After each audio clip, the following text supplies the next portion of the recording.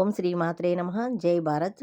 విజయవాడలో జై హో భారత్ సమ్మేళనం జరగనున్నది. హిందూ ముస్లిం సమైక్యత book society hall, court complex ఎదురు. శ్రీ మాత్రే నమః. నేను అమ్మవారి శ్రీ శ్రీ నాగలక్ష్మి అమ్మవారి శక్తిపీఠం నుండి మధురానగర్ విజయవాడ నుండి వచ్చాను.